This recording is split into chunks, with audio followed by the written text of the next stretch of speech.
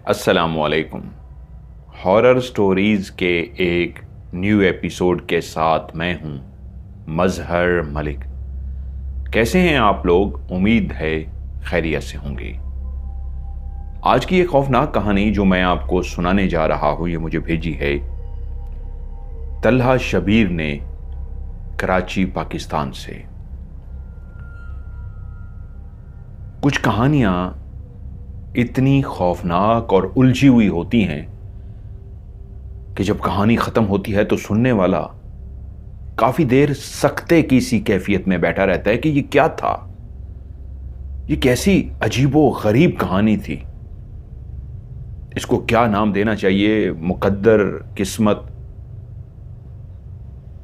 आप कुछ समझ नहीं पाते, ये कैसी अजीबो गरीब कहानी थी।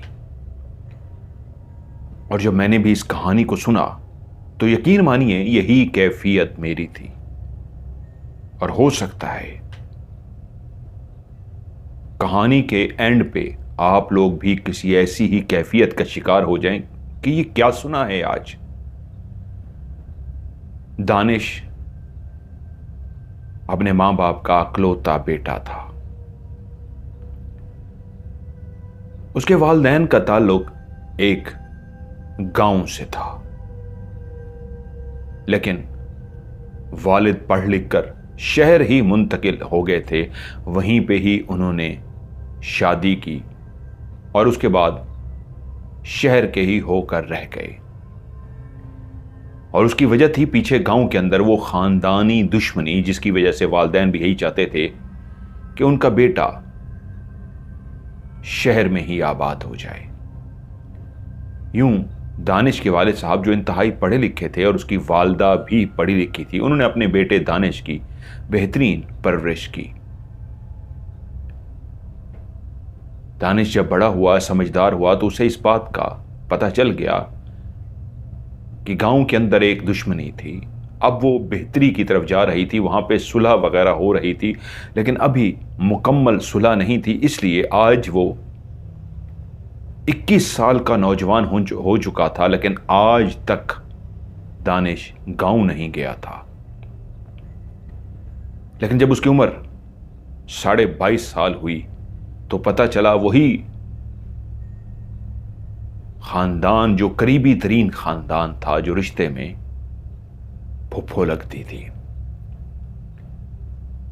उसकी बेटी की शादी थी और उन्होंने दानिश और उसके वालिदैन को शादी पे इनवाइट किया था।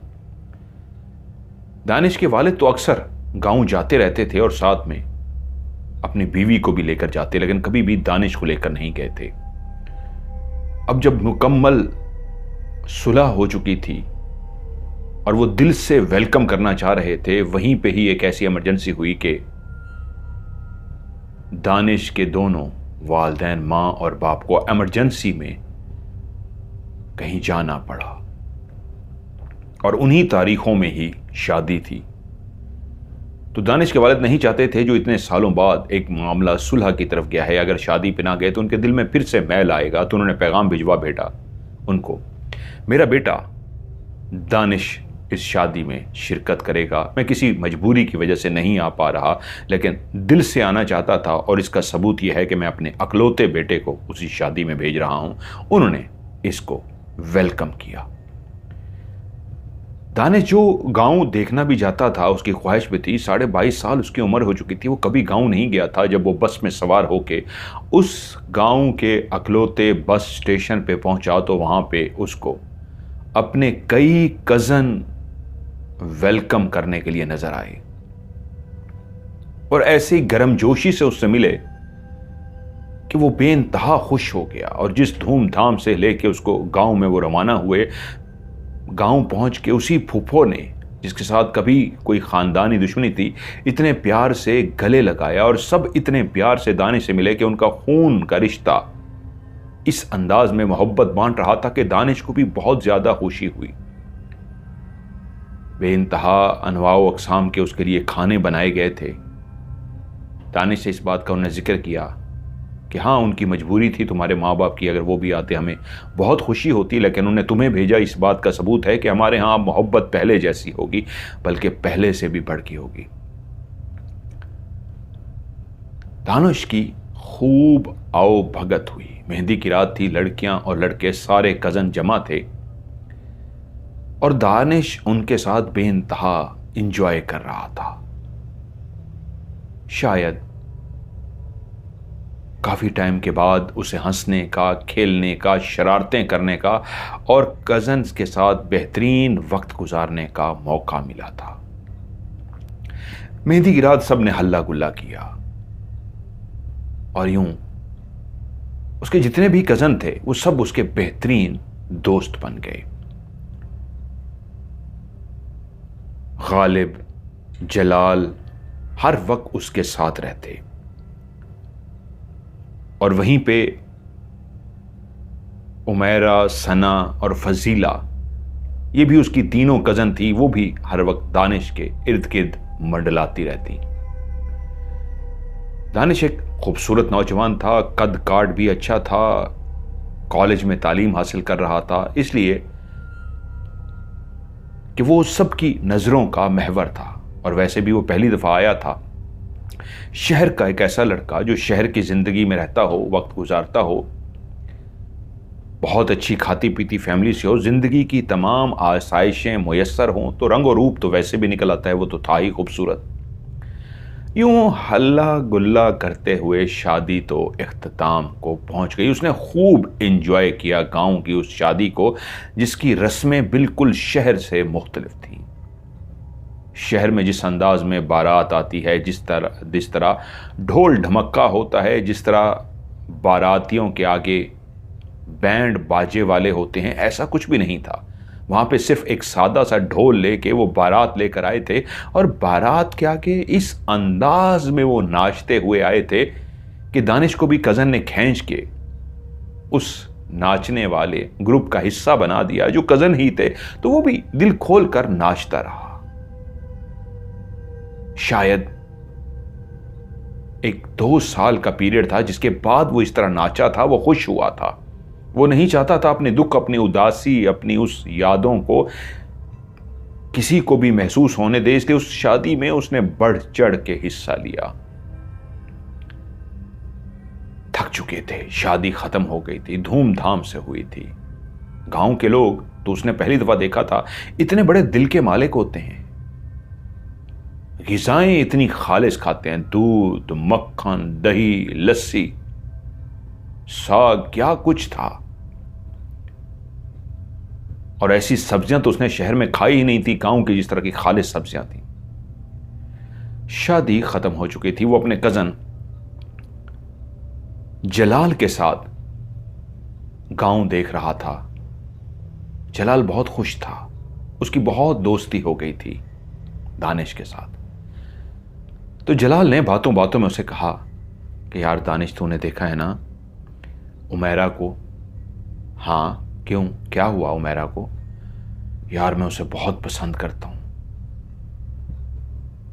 ये तो अच्छी बात है भाई, तो वो भी तुझे पसंद करती है? यार ये पता नहीं, क्योंकि मेरे अंदर हिम्मत ही नहीं है मैं उसको कह सकूं। हाँ मुझे लगता है वो भी मुझे पसंद करती है, लेकिन कहने की हिम्मत ही नहीं है। अरे यार, आज के दौर में भी तू ऐसा सोचता है कि लड़का हो के तेरे अंदर हिम्मत नहीं है? मुझे तो तू लड़का कम लड़की ज्यादा लग रहा है। लड़कियां ऐसे करती हैं भाई मेरे। अरे जा और उसको अपने हाले दिल सुना दे, उसे कह दे तू उसे बेइंतहा प्यार करता है, इसमें ऐसा क्या है? नहीं ना यार, तेरी तरह थोड़ा हूं मैं तो शर्मीला सा हूं। अरे कुछ नहीं होता मेरी भाई। उसने उसके कमर पे थपकी दी और कहा कुछ नहीं होता। प्यार करने वाले लोग डरते नहीं हैं, हाले दिल कह देते हैं। मैं चाहता हूं कल मेरे जाने से पहले पहले तो दिल का हाल उसे कह दे। वो एकदम से रुक गया और बोला क्या, तू कल जा रहा है? दानिश बोला हाँ यार, यूनिवर्सिटी भी जाना है और मॉम डैड भी वापस आ गए होंगे, अब मुझे वापस जाना होगा। एकदम से जलाल का मुंह बन गया। नहीं यार, तू इतनी जल्दी कैसे जा सकता है? अभी तो आया है तू, अभी तो घूमना फिरना है, इतने सालों में पहली दफा तू आया है और इतनी जल्दी? नहीं नहीं नहीं, ये नहीं हो सकता। अरे यार, जाना पड़ेगा। और वैसे भी अब मैं पहली दफ़ा थोड़ा आया हूँ, आना जाना लगा रहेगा ना, आता रहूँगा, तो दुखी क्यों होता है। बातें करते करते वो घर के अंदर दाखिल हुए तो वहीं पे लड़कियां इकट्ठी खड़ी किचन में बातें कर रही थी। इन दोनों को देखकर सना बोली, हाँ आ गए, आप लोगों का ही हम लोग इंतजार कर रहे थे। तो एकदम से उमेरा बोली, अरे तूने तो कहा था तू मेरे लिए आई है, अब तू कह रही है इनका इंतजार हो रहा है। तो वो तीनों खिलखिलाकर हंस पड़ी। तभी जलाल ने एकदम से अनाउंस किया, हाँ हंस लो, जा रहा है दानिश, कल इसकी वापसी है। क्या, कल इसकी वापसी भी है? अरे नहीं नहीं, इतनी जल्दी दानिश कैसे जा सकता है? ओ बस कॉलेज है ना, कॉलेज भी जाना होता है, तो बस मैं आऊंगा ना, फिर आऊंगा। जलाल अंदर चला गया, उसके सर में दर्द हो रहा था। उसने कहा, बस खाना इकट्ठे खाते हैं और उसके बाद मैं थोड़ी देर के लिए सोऊंगा, मेरे सर में दर्द हो रहा है। बाहर मौसम भी आज अबर आलूद था, बहुत तेज बारिश नहीं हुई थी, लेकिन रिमझिम हो रही थी। हाँ, दानिश भी चाहता था मजीद रुके, लेकिन काफ़ी छुट्टियां हो गई थी, काफ़ी अरसा बाद वो यहाँ आया था और ख्वाहिश रखता था अब वो बार बार आए, इसलिए वो जाना चाहता था ताकि दोबारा छुट्टियां लेकर वो वापस आ सके। सॉरी, मैं लफ्ज़ फुफी कह गया, खाला, वो जिनके साथ उनकी लड़ाई थी वो फुफी नहीं खाला थी। खाला की ही बेटी की शादी थी। कमरे में जाकर जलाल और दानिश लेट गए। ये जलाल का कमरा था जिसमें दानिश उसके साथ सोया हुआ था कि रात के तकरीबन कोई 10:30 पौने 11 का टाइम होगा कि उसकी खाला अंदर दाखिल हुई। वो एकदम से उठकर बैठ गया। जी खाला, खैरियत से आना हुआ? हाँ, बस मैं परेशान होकर आई थी, बाहर मौसम भी अजीब सा हो रहा है। वो तुम्हारे खालू अभी तक नहीं आई, तो मैं जलाल को जगाने आई थी कि वो, और अगर तुम हो, आप मेहमान हो, लेकिन तुम भी तो अब हमारे बेटे हो, हमारे खून का हिस्सा हो, अगर तुम दोनों चले जाओ, उनको ज़रा देख कर आओ, उनको गए हुए काफ़ी देर हो गई है, हमको आ जाना था यार, अभी तक नहीं आ सके। क्या हुआ है? पेमेंट करने के लिए गए थे, वो जितने भी शादी के बकाया जात थे वो अदा करने गए थे, कैश था काफ़ी उनके पास, तो मैं उनको मना भी कर रही थी सुबह चले जाइएगा, लेकिन वो कह रहे थे नहीं भाई, ज़ुबान दी है तो मुझे पहुंचना है, तो इस ऐसे मौसम में भी चले गए। तो तुम दोनों अगर चले जाते। जाना कहाँ है? वो फलां जो घर है, हाँ हाँ मैंने देखा हुआ है, मुझे दिखाया है जलाल ने, मैं जानता हूँ उस जगह को, इतने दिनों में तो मैं सारा गांव ही देख लिया है, इतना बड़ा तो है नहीं, और गांव कौन से बड़े होते हैं, सीधी सीधी कच्ची सड़कें जाती हैं, आगे जाके घर आ जाते हैं। उसने कहा जलाल को सोने दें, उसकी तबीयत ठीक नहीं है, मैं चला जाता हूँ। अरे नहीं नहीं बेटा, तुम अकेले कैसे जाओगे? अरे खाला क्या हो गया है, मैं शहर का लड़का हूँ, मैं ऐसी चीज़ों से डरने वाला नहीं हूँ, ये मौसम, ये चीज़ें मेरे लिए कुछ भी नहीं है, मैं अभी गया और अभी आया, इसको सोने दें, इसकी तबीयत ठीक नहीं है, देखें कैसी गहरी नींद सो रहा है। जलाल को सोता छोड़कर वो घर से निकल पड़ा खालू को देखने के लिए। मोबाइल उन दिनों में बड़े टच स्क्रीन वाले नहीं आए थे, छोटे मोबाइल थे। तो खाला ने उसे कहा था, मैं नेटवर्क गांव में पता है बेटा कभी आता है कभी नहीं आता, बारिश है, मौसम इस तरह का हो जाए तो नेटवर्क ही नहीं आता, तो मैं उनको कॉल करी हूं, लगता है नेटवर्क का मसला है। उसने कहा कोई बात नहीं, मैं चला जाता हूं। वो रवाना हो गया।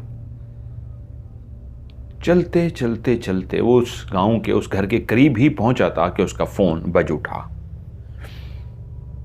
नोकिया का वो छोटा सा सेट उसने जेब से निकाला, हेलो कहा तो खाला की आवाज आई, दानिश बेटा वापस आ जाओ, तुम्हारे खालू आ गए हैं। वो वहाँ से दोस्त की तरफ चले गए थे, दोस्त ने ज़बरदस्ती उनको रोक लिया था, इसलिए लेट हो गए, और मैं परेशान ये थी कैश लेके गए हैं, कोई मसला ना हो गया हो। नेटवर्क अभी आया तो मैंने फौरी तौर पे तुम्हें कॉल मिलाई, शुक्र है तुम्हारी कॉल मिल गई, आ जाओ बेटा। ठीक है खाला, मैं आता हूँ। जैसे ही उसने ये जुमला कहा वो आगे की तरफ बढ़ने लगा, तो उसी वक्त बारिश जो हल्की फुल्की रिमझिम थी, कभी कभी कतरे गिरते थे, वो एकदम से तेज होना शुरू हो गई। उसने ऊपर आसमान की तरफ देखा, जो कब से काले स्याह बादलों से छुपा हुआ था आसमान, अब वहां पे बिजली भी चमक रही थी और आसार बताते थे कि किसी भी लम्हे बहुत तेज बारिश शुरू हो जाएगी। उसने आगे की तरफ कदम बढ़ाए ही थे, तेज तेज कदमों उसके साथ चलने लगा था। अभी बारिश हुई नहीं थी, मोटे मोटे बारिश के कतरे गिर रहे थे कि उसे महसूस हुआ उसके पीछे भी किसी के चलने की आवाज है। क्या ये मेरा वहम है, ये पीछे कोई है? एकदम से उसने पीछे मुड़ के देखा तो उसे कोई नजर ना आया। उसने कहा मेरा वहम है, ये बारिश के जो कतरे शोर पैदा कर रहे हैं, इन्हीं कतरों का शोर होगा। वो और आगे की तरफ बढ़ा ही था कि फिर से उसे कदमों की आहट सुनाई दी। इस दफा तो क्लियर आवाज है। मैं तेज चल के देखता हूं। उसने तेज चलना शुरू किया तो कदमों की आवाज भी पीछे से तेज हो गई। उसने दौड़ना शुरू किया तो कदमों की आवाज भी पीछे से इस अंदाज में आ रही जैसे उसके साथ साथ कोई दौड़ रहा हो। वो दौड़ते दौड़ते थक सा गया, लेकिन अभी तक रास्ता था कि खत्म होने का नाम ही नहीं ले रहा था। इतना लंबा तो रास्ता था ही नहीं, वो तेज चला था, भागता हुआ भी आया था। अभी तक क्यों नहीं रास्ता आया? वो और कुछ देर खड़ा होकर उसने सांस लेने की कोशिश की, क्योंकि भागते भागते वो हाँप गया था, हाँप रहा था। उसने अपनी सांसों को बेहतर किया, पीछे मुड़कर ना देखा।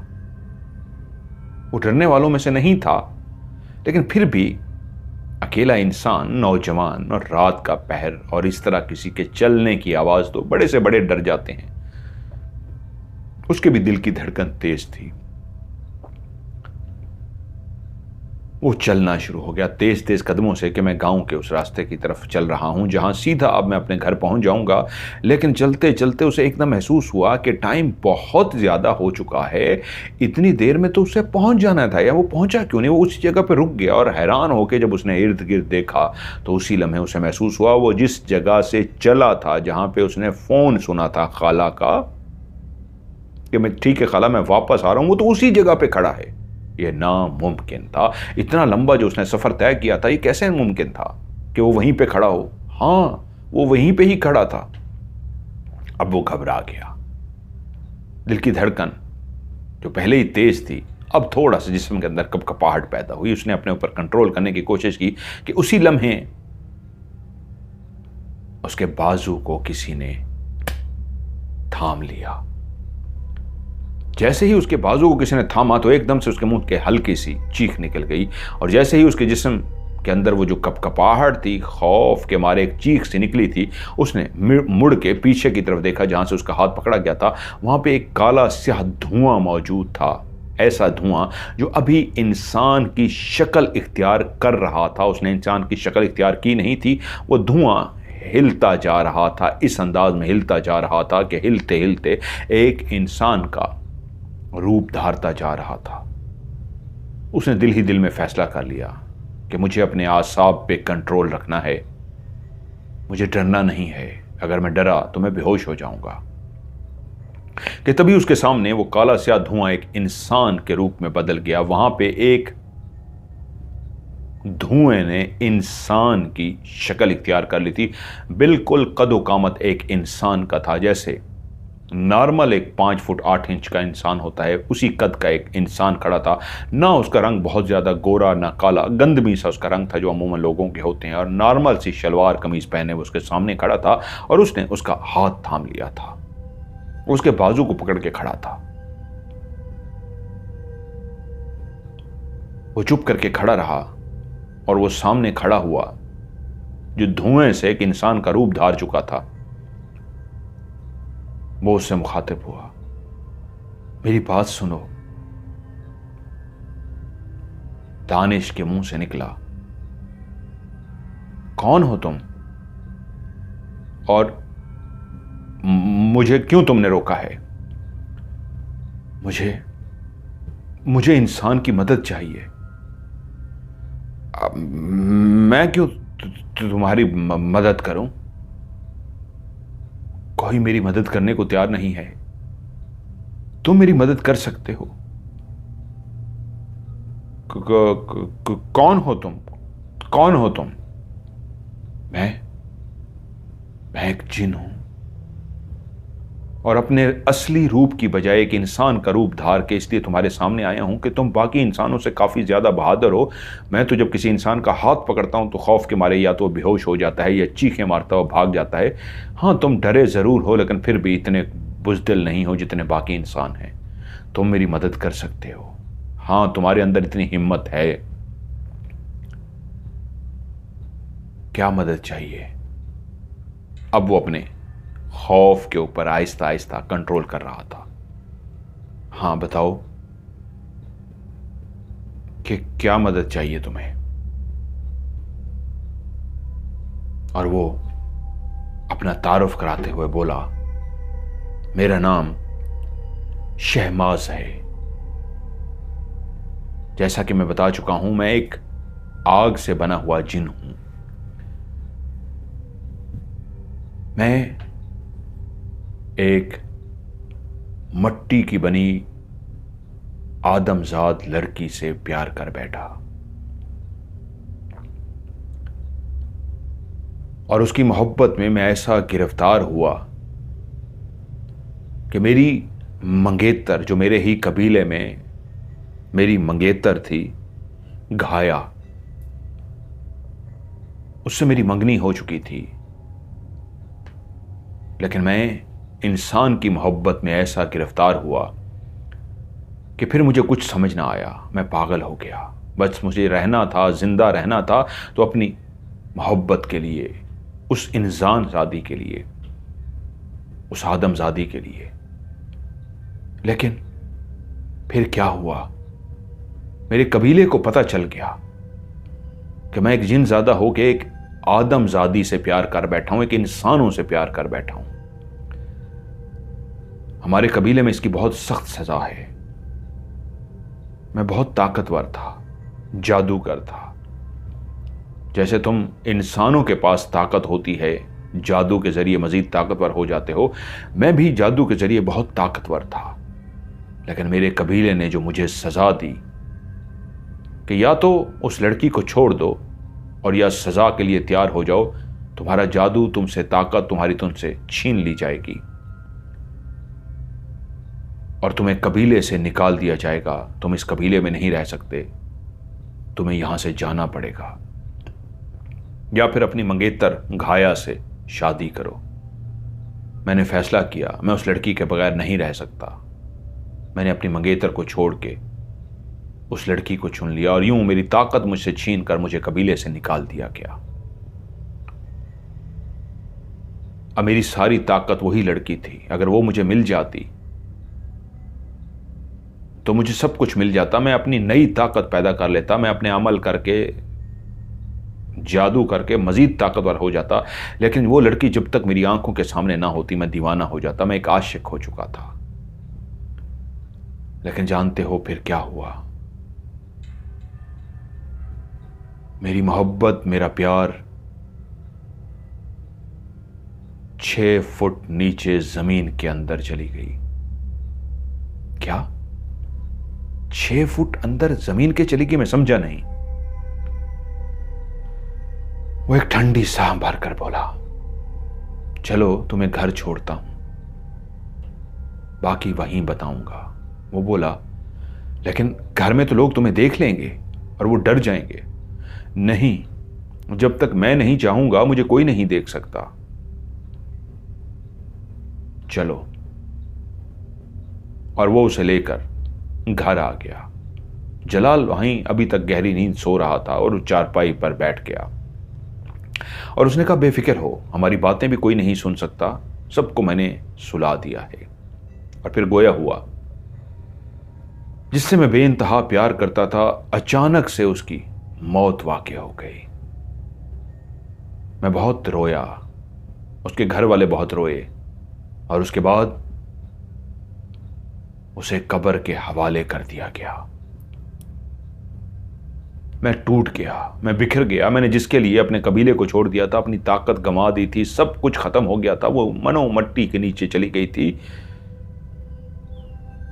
कि तभी मुझे पता चला मेरा प्यार, मेरी मोहब्बत कब्र के अंदर जिंदा है। वो अभी मरी नहीं है। और तब से मैं बेचैन हो गया। मुझे अब किसी इंसान की मदद की जरूरत थी। वो कब्र में जिंदा है या मर गई है ये जानने के लिए मैं अकेला ये नहीं कर सकता था। मुझे एक इंसान की मदद ज़रूरत थी। इसलिए मैं शहर में, गांव में, हर जगह पे रातों को फिरता और किसी भी इंसान को देखता जो शायद मेरी मदद कर सके। मैं उसका बाजू थामता, लेकिन सारे ही डर कर भाग जाते, कोई बेहोश हो जाता। अभी मैं बोल भी ना पाया होता, सिर्फ हाथ पकड़ा होता और उनके खौफ के मारे जान निकल जाती। मैं कोशिश करता था किसी ऐसे इंसान को ना पकड़ूं जो देखते ही हार्ट अटैक से मर जाए। और यूं मुझे तुम मिल गए। मैं जानता हूं कल तुम जा रहे हो, लेकिन तुम 3 दफा मेरा नाम पुकारोगे, मैं तुम्हारे सामने आ जाऊंगा। और मैं जानता हूं तुम ही मेरी मदद करोगे। क्या तुम किसी जिन की मदद कर सकते हो? या फिर मैं अभी यहीं से वापस चला जाता हूं। दानिश को उसके ऊपर रहम आया। उसके चेहरे पे एक उदासी थी, मायूसी थी। वो बहुत दुखी था। दानिश एक अच्छा लड़का था। दुख क्या होता है, मोहब्बत को खोने का गम क्या होता है, क्या दुख होता है, दानिश से बेहतर कौन जान सकता था। दानिश ने तो अपनी मोहब्बत को खोया था। दानिश ने तो प्यार में गम पाया था। वो तो जानता था मोहब्बत का दुख कितना बड़ा दुख होता है। वो उससे बोला, अरे नहीं भाई, इस दुख को मुझसे ज्यादा कौन जानता है। तू परवाह मत कर। मैं वादा करता हूं तुझसे तेरी हर तरह की मदद करूंगा, चाहे उसके लिए मुझे कुछ भी करना पड़ो। मैं तेरे साथ हूं, मैं वादा करता हूं तुझसे। और तभी वो शहमाज जीन बोला, ठीक है दोस्त, आज से तुम मेरे दोस्त हो। मैं तुम्हारे इस एहसान का बदला जरूर उतारूंगा। अब मैं चलता हूं, तुम अपने घर पहुंच जाओ, वहीं फिर तुमसे मुलाकात होगी। शहमाज उसे खुदा हाफिज करके चला गया। वो भी सो गया। अभी घर वाले उठे नहीं थे कि दरवाजे पे हल्की सी दस्तक हुई। उसने जाके दरवाजा खोला। जलाल अभी तक सो रहा था, तो बाहर सना खड़ी थी। बताइए, जलाल सो रहा है? तो सना की आवाज आई, नहीं, आपसे कुछ कहना था। और एक खत उसने उसके हाथ में दिया और जल्दी से चली गई। कमरे में अंधेरा था और वो वहां पे खत पढ़ नहीं सकता था। जलाल भी सोया था। उसने कहा बाद में पढ़ूंगा, जेब में डाल दिया। वैसे भी उठ गया, उसने जाना था, बस पकड़नी थी। नाश्ता वाश्ता किया, तैयारी हुई और यूं सब गांव वालों ने उसे बेहतरीन अंदाज में अलविदा किया, इस वादे के साथ कि वो जल्दी लौटेगा। वो बस में सवार हो गया। जैसे ही बस पे वो सवार हुआ, उसे गांव के वो मंजर, गांव के लोग, गांव का प्यार, गांव के खाने, गांव की यादें आते आते वही मंजर जो खत का था, जो सना उसे दे के गई थी। उसने जेब से खत निकाला और बस में पढ़ना शुरू कर दिया। उसने लिखा था, दानिश, मैं नहीं जानती मैं खत में क्या लिखूं, अपने जज्बात का इजहार कैसे करूं। मेरा हाथ, मेरा कलम लिखते हुए कांप रहे हैं। बस एक बात है कि दिल की धड़कन अभी भी बहुत तेज है। तुम इस गांव आए, तुम्हें देखा, देखते ही दिल की धड़कन इतनी तेज हो गई। और उसके बाद हर वक्त आंखें तुम्हें ढूंढती थी। हर जगह आंखें तुम्हें ढूंढती रही हैं। मैं नहीं जानती इसको क्या लफ्ज दूं, ये क्या है। लेकिन हां, मैंने कभी जिंदगी में ख्वाब नहीं देखे थे, लेकिन तुम्हें देखते ही मुसलसल जिंदगी के ख्वाब देखने शुरू हो गई हूं। जैसे कोई शहजादा आता है, अपनी शहजादी को ले जाता है, मुझे भी ऐसा लगता है एक शहर से आया हुआ शहजादा मेरे लिए आया था, मुझे लेने के लिए। और मैंने ख्वाब बुनने शुरू कर दिए हैं। मैं नहीं जानती आपके दिल में मेरे लिए क्या है, लेकिन मैं अपना हाल दिल लिखते हुए बस इतना कहूंगी, मोहब्बत तो छोटा लफ्ज है, शायद इसको इश्क कह सकूं, क्योंकि दिन रात हर लम्हे आप मेरे दिलो दिमाग पर ऐसे सवार हो गए हैं, आपके अलावा नजर ही कुछ नहीं आता। जिस जगह पे भी आप खड़े थे, बैठे थे, हर उस जगह पे देखती हूं तो आप ही आप नजर आते हैं। और उम्मीद करती हूं कि आप मेरी इस फीलिंग को समझते हुए मुझे जवाब जरूर देंगे। फकत आपकी सना। उसे किसी लड़की में कोई इंटरेस्ट नहीं था, तभी तो उसने गांव की जितनी भी कजन्स थीं बहुत खूबसूरत थी। सना बहुत खूबसूरत थी, लेकिन उसने उसकी तरफ देखा ही नहीं था, सिवाय इसके कि वो कज़न है। रेस्पेक्ट की थी तमाम कज़न्स की, लड़के हों या लड़कियां, उसमें भी वो एक शामिल थी। उसने उसको इस निगाह से देखा ही इसलिए नहीं था, वो टूटा हुआ था, उसका दुख कोई नहीं जान सकता था। वो कैसे किसी लड़की की तरफ देखता, और उसे वो याद आ गई अपनी मोहब्बत, जिसे 2-2.5 साल हुए थे। वो कैसे भुला देता अपनी मोहब्बत को। जिस जगह पे वो रहते थे, उसकी मोहब्बत, जिसका नाम अस्मा था, वो उसके बिल्कुल सामने वाले घर में रहती थी। इंतहाई हसीनो जमील लड़की। अस्मा को देखते ही वो उसका दीवाना हो गया था, लेकिन हाले दिल ना कह सका। अस्मा जब भी गली से गुजरती, उसका आमना सामना होता, तो वो उसको छुप छुप कर देखता था। कभी हाले दिल ना कह सका, यहां तक कि दोनों देखते ही देखते जवान हो गए। अब वो उम्र के उस हिस्से में था जहां पे लड़का हो या लड़की,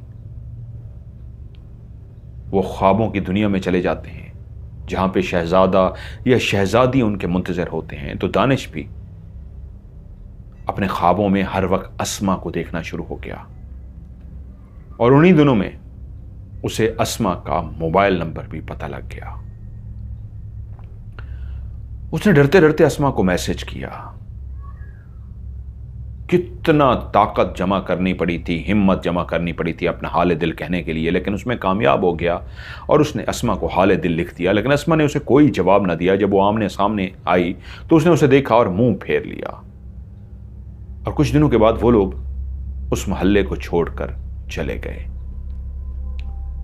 अब उसे डर नहीं था कि वो घर आके शिकायत लगाएगी या गली में आमना सामना होगा तो कुछ कहेगी, इसलिए अब वो अपना हाले दिल मुसलसल उसको मैसेज में लिखने लगा। पहले वो डरता था कि घर आके ना कह दे, अपने घर वालों को ना बता दे, आमने सामने आके बदतमीजी ना कर दे, क्योंकि वो कभी जवाब नहीं देती थी। लेकिन जब वो और मोहल्ले में चले गए तो मुसलसल उसे मैसेज करता रहा, लेकिन कभी भी उसने जवाब नहीं दिया। लेकिन वो इस उम्मीद पे कि वो अपनी मोहब्बत को जान जाएगा, उसने उन मैसेजेस में ऐसा हाले दिल लिखा था कि वो उसका शदीद आशिक था, दीवाना था। बचपन से ही उसे इतना ज्यादा पसंद करता था कि उसके अलावा जिंदा रहने का सोच ही नहीं सकता था। उसने आखिर में तो इतना तक लिख दिया था कि अगर आप मुझे ना मिली तो मैं मर जाऊंगा, मैं आपके अलावा किसी लड़की को नहीं देख सकता। कभी कभी वो मैसेज का हल्का फुल्का जवाब दे देती थी, लेकिन मोहब्बत का नहीं। आम सी कि अम्मी ये पूछ रही हैं, जब वो मोहल्ले में रहते थे, कि अम्मी ने ये पूछा है, ये कहा है, अपनी अम्मी से कह दें। तो इस तरह के मैसेज का वो जवाब देती थी, लेकिन मोहब्बत वाले किसी मैसेज का भी नहीं। और फिर जब वो हाले दिल भी कह चुका, बेचैन था सुनने के लिए क्या जवाब आता है। कोई जवाब ना आया, वो और कहता रहा कि तभी एक दिन उनके घर में एक शादी का कार्ड आया, और जैसे ही उसने उस शादी के कार्ड को देखा, उसका दिल उस दिन टूट गया। उसकी मोहब्बत की शादी हो रही थी, किसी से शादी, और वो दिन उसकी जिंदगी का इतना भयानक दिन था। वो इतना छुप छुप कर रोया था, वो इतना रोया था, उसने कई दफा सोचा कि वो खुदकुशी कर ले। उसने कई दफा सोचा, मैंने कहा था ना मेरी दिल की आरजू है, तुम ना मिली तो मैं अपने आप को खत्म कर दूंगा। लेकिन माँ बाप का अकलौता होने की वजह से वो जानता था माँ मर जाएगी, बाप भी बर्दाश्त नहीं कर सकेगा, इसलिए वो खुदकुशी न कर सका, वरना कर चुका होता। अब तो 2-2.5 साल हो चुके थे। कहां गई, किसके साथ शादी हुई, वो कुछ भी नहीं जानता था। और आज एक लड़की सना ने उसे खत लिखा था, तो वो कहां सना को लिफ्ट कराता। वो तो अभी तक अपनी अस्मा की मोहब्बत में गिरफ्तार था।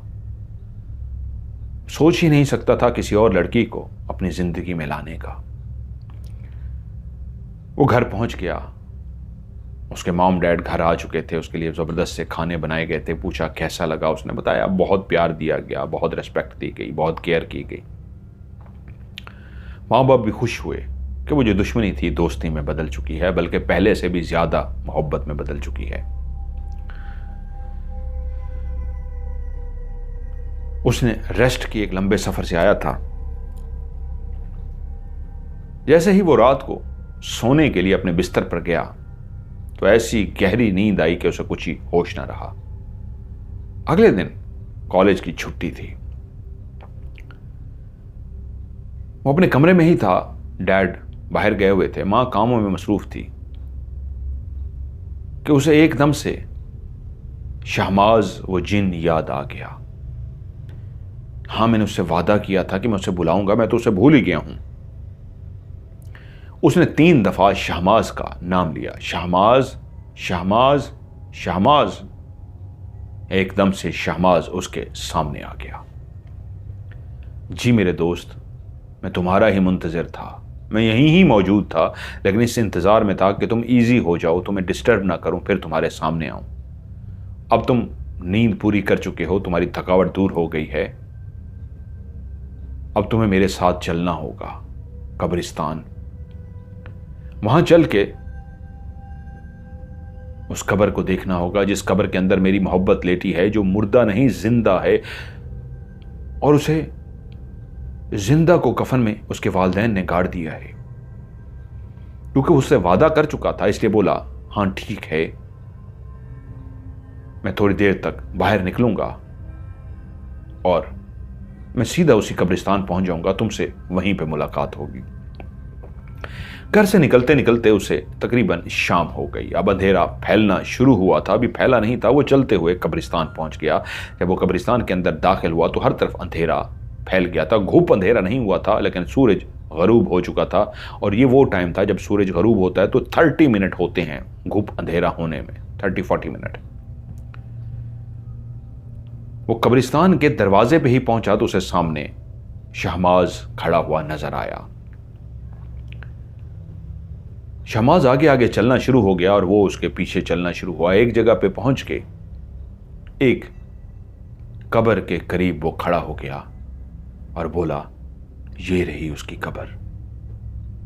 उसने नाम पढ़ने की कोशिश की तो उसके ऊपर नाम किसी ने मिटा दिया था। तख्ती के ऊपर जो नाम होता है, किसने खुरच के उसको खत्म कर दिया था, वो नाम ना पढ़ सका। इस पे नाम तो नहीं लिखा हुआ, क्या तुम कंफर्म हो यही कब्र है? हां, यही कब्र है। अच्छा, अब मुझे बताओ, वो इस कब्र के अंदर है, ये तो काफी पुरानी कब्र लग रही है, कैसे तुम कह सकते हो इसके अंदर जिंदा है? अगर किसी जिंदा इंसान को कब्र में सुला भी दिया जाए तो वो तो कुछ घंटों के बाद ऑक्सीजन ना मिलने से मर जाएगा। तुम कैसे कह सकते हो? यही तो जानना है। तो हां बताओ, कैसे जान सकते हैं हम इस बात को? तुमने वादा किया था ना मेरी मदद करोगे। हां हां, मैं तैयार हूं, मैं अपने वादे पे कायम हूं, बोलो। तुम्हें आज रात को इसी कब्रिस्तान में आके 2 घंटे के लिए कुछ पढ़ना पड़ेगा। मैं तुम्हें एक अमल बताऊंगा, तुम वो बैठकर अमल करोगे और उस अमल के जरिए तुम्हें पता लग जाएगा। मैंने कहा ना, मेरी ताकत छीनी जा चुकी है, मैं खुद अमल नहीं कर सकता, लेकिन अमल बता जरूर सकता हूं। मैं रात को कब्रिस्तान में, यार ये बड़ा मुश्किल होगा कब्रिस्तान में बैठ के, उसको चिल्ला कहते हैं, चिल्ला करना। मैं चिल्ला करूंगा? दोस्त, तुमने वादा किया था मेरी मदद करने के लिए। अगर तुम अभी भी जाना चाहते हो कोई बात नहीं, मैं तुम्हें रोकूंगा नहीं। तुम्हारी मेहरबानी, तुमने इतना मेरा साथ दिया, इसके बगैर हल नहीं है। मैं पढ़ सकता होता तो मैं कब का पढ़ चुका होता। ये कोई इंसान ही बैठ के पढ़ेगा तभी वो जान सकेगा। इसलिए तुम जाना चाहो जा सकते हो, और अगर पढ़ना चाहो तो पढ़ सकते हो। उसने वादा किया था, वो रुक गया और बोला, हां ठीक है, मैं करने के लिए तैयार हूं, मैं रात को आ जाऊंगा। वो रात को वहां कब्रिस्तान पहुंच गया। शहमाज पहले से मौजूद था। शहमाज ने उसे अमल बताया कि यहाँ कब्र के पास ही बैठ के ये 2 घंटे के लिए अमल करना है, तुम्हें दायरा खड़ा करना होगा। तुम्हें डरने की ज़रूरत इसलिए नहीं है, चिल्ले में जिन्नात और बहुत सारी मखलूक़ात आकर डराती हैं, इसमें तुम्हें कोई नहीं डराएगा। जो मैं जानना चाहता हूँ वो पता चल जाएगा। तुम बिला खौफ होके, बेखतर होके, किसी ख़तरे का भी खौफ किए बगैर बैठ के पढ़ सकते हो। मैं तुम्हारे इर्द गिर्द मौजूद रहूँगा।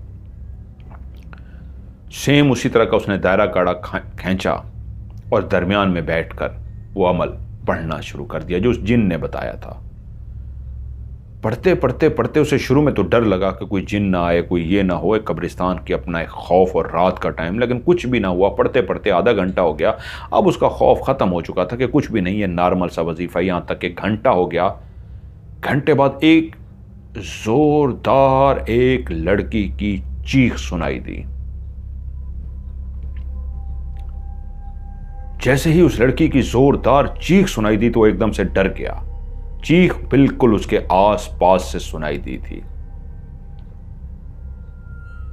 और वह हैरान हो गया कि ये कब्रिस्तान में एक लड़की की चीख कहां से आई। उसे डर लगना शुरू हो गया, लेकिन सामने खड़े हुए शहमाज ने इशारे से कहा, पढ़ना शुरू करो, रुको मत। उसने फिर से पढ़ना शुरू कर दिया।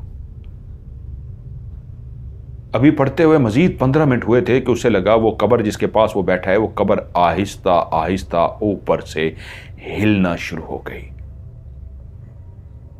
वो डर गया, लेकिन शहमाज सामने मौजूद होने की वजह से उसका हौसला बढ़ा रहा था। वो कब्र को हिलता हुआ देख रहा था, लेकिन उसने मुसलसल पढ़ना जारी रखा और ऐसा लगा जैसे कब्र के अंदर से कोई धस धस धस, जैसे कोई कब्र के अंदर सोया हुआ बेदार हो जाए और उसे होश आ जाए कि मैं मरा नहीं, कब्र में जिंदा हूं, और वो कब्र के अंदर जोर जोर से हाथ मारे। ऐसी आवाजें आना शुरू हो गई कि पढ़ते पढ़ते उसे एकदम से ऐसे नींद सी आई और उसी लम्हे वो आखिरी कलमात जो उस 2 घंटे के थे उसके मुंह से अदा हुए और उसको नींद का एक झोंका सा आया, उसकी आंखें बंद हो गईं। उसने एक मंजर देखा, एक लड़की जिसने अपना चेहरा दुपट्टे से छुपाया हुआ है। उस लड़की के बिल्कुल सामने एक और लड़की खड़ी है जिसने इंसान का रूप धार रखा है, बिल्कुल उसी तरह का रूप जैसे कि शहमाज का रूप था। वो शहमाज की तरह रूप धारे खड़ी थी। शहमाज जब रूप धारता था वो इंसान तो नजर आता था, लेकिन इस तरह का इंसान जिसके आर पार देखा जा सके, ट्रांसपेरेंट, यानी कि एक ऐसा इंसान कि उसका वजूद, उसके कपड़े, उसका जिस्म नज़र भी आ रहा हो, लेकिन फिर भी आप उसके आर पार देख सकें। वो भी इसी तरह के वजूद के साथ ही। जैसे ही उसने उसे देखा तो वो समझ गया ये घाया है, और घाया ने कुछ होंठों में पढ़ना शुरू किया और पढ़ते ही पढ़ते वो जो घूंघट में दुपट्टे से चेहरे को छुपा के खड़ी थी उस पर फूंक मारी और वो गिरती गई और इस तरह जमीन पे गिरी कि उसके बाद उसने मंजर देखा कि उसे कब्र में उतारा जा रहा है, लोग रो रहे हैं। उसी लड़की का दुपट्टा वही वाला उसके चेहरे पर पड़ा है और वो मर चुकी है और उसे कब्र में दफना रहे हैं। और उसके बाद झटका मारकर उसकी आंख खुल गई। वो पढ़ चुका था कि तभी सामने खड़े शहमाज ने कहा, बाहर आ जाओ, तुम देख चुके हो। लेकिन एकदम से उसकी फिर आंखें बंद हुई और जैसे ही उसकी आंखें बंद हुई उसने फिर एक और मंजर देखा। वो जिस लड़की को कब्र में दफनाया गया था वो कब्र के अंदर से उठकर बैठ गई है। उसका चेहरा उसी तरह दुपट्टे से ढका हुआ है, लेकिन वो उठकर बैठी हुई है। उसने आंखें खोल दी और सामने खड़े शहमाज को कहा, ये मैंने क्या देखा है? उसने कहा, बाहर आ जाओ। वो बाहर चला गया उस दायरे कड़े से और बोला, अब बताओ। उसने उसे उस लड़की का बताया कि मैं उसका चेहरा नहीं देख सका, उसके चेहरे पे घूंघट था, लेकिन जो दुपट्टा था, लेकिन जो सामने खड़ी थी वो ऐसे थी जैसे तुम हो। उसका ये हुलिया था, ऐसी आंखें थी, ऐसा था। कहा हाँ, वो घाया है मेरी मंगेतर। अच्छा, वो तुम्हारी मंगेतर घाया है। उसी ने ही कुछ अमल किया था उस लड़की पे और वो लड़की मरी थी। और उसके बाद मैंने उसे दफन होते हुए देखा, उसके घर वालों को रोते हुए देखा, और उसके बाद उस लड़की को उठते हुए देखा है। तो इसका मतलब है मेरा शक 100% सही निकला कि उसको मारने वाली घाया है। और वो मरी नहीं, उसने उसको अपने जादू के जरिए ऐसा किया है कि सब घर वालों ने उसे दफना दिया, लेकिन वो जिंदा है। हमें फौरी तौर पे अभी कब्र को खोदना होगा और उसे बाहर निकालना होगा। क्या कह रहे हो तुम शहमाज? तुम जो कहानी मुझे सुना चुके हो उसमें तो तुम्हारी जो मोहब्बत थी वो 2 साल पहले मर गई थी ना, और आज ये उसी की कब्र जिस पे हम खड़े हैं 2 साल बाद हम निकालेंगे तो क्या वो जिंदा होगी? ये कैसी बात कर रहे हो दोस्त? वो जिंदा है। मैंने तुमसे पहले दिन कहा था ना वो जिंदा है। हाँ, उसको मरे हुए 2 साल हो गए हैं, लेकिन तुम मेरी मदद करो, इसको अभी हमने निकालना है, क्योंकि जब ये निकल आई फिर तुम्हें कहानी समझ आ जाएगी। जो तुमने मुझे अभी बताया है, घाया ने उसे बेहोश किया था, वो घाया ने उसे जादू के जरिए इस तरह का कर दिया था कि उसके खानदान वाले उसे मरा हुआ समझ के दफना आए रो धो के, लेकिन वो मरी नहीं थी। घाया ने उसे जादू के जरिए बेहोश कर दिया था, साकित कर दिया था। वो जिंदा है, तभी तो तुमने आखिर में उसको उठता हुआ देखा है। अब जल्दी करो, मेरी मोहब्बत और मेरे दरमियान थोड़ा ही फासला रह गया है। मेरी उदासी, मेरे चेहरे की परेशानी, मेरा दुख, मेरा गम, मेरी मुसीबत खत्म होने वाली है। दोस्त प्लीज मेरी मदद करो। वो ना चाहते हुए भी उसकी मदद करने के लिए तैयार हो गया, उसके साथ वादा कर चुका था। दोनों ने मिलकर कब्र को खोदना शुरू कर दिया। कब्र खोदते खोदते वो हिस्सा आ गया जहां पे सिलें रखी होती हैं और उसको हटाया जाए तो नीचे कफन में लिपटी हुई लाश। उन दोनों ने मिलकर उन सिलों को हटा दिया और शहमाज दानिश से ही यह करवा रहा था सब कुछ, क्योंकि उसकी मोहब्बत अगर उसको मिल जाती तो उसको ताकत भी मिल जाती। और दानिश ने जैसे ही उन सिलों को जो ऊपर रखी जाती हैं, स्लेट्स जो होती हैं, उनको हटा दिया तो नीचे कफन में लिपटी हुई एक लड़की सोई हुई थी जो मर चुकी थी। उसको कफन में लिपटाया गया था। उसके जहन में यही था, हड्डियों का एक ढांचा बरामद होगा, इसका वहम है, कैसे एक लड़की 2 साल तक जिंदा रह सकती है। फिर भी उसने कब्र के अंदर उतर के उसके चेहरे से कफन को हटा दिया और अगले ही लम्हे वो बेहोश होते होते बचा। उसे लगा उसका सांस वहीं पे रुक गया है, वो सांस लेना भूल गया, उसे चक्कर आने शुरू हो गए, उसकी तबीयत शदीद खराब हो गई। जिस लड़की का उसने कफन उतारा था वो लड़की अस्मा थी। वही अस्मा जिसे वो बेइंतहा प्यार करता था, बचपन से प्यार करता था, जिसके पीछे वो दीवाना था, जिसे वो मैसेज करता रहता था, हाले दिल कहा था, और घर में फिर उसका शादी का कार्ड देख के उसका दिल टूट गया था, वो किसी और की हो गई थी।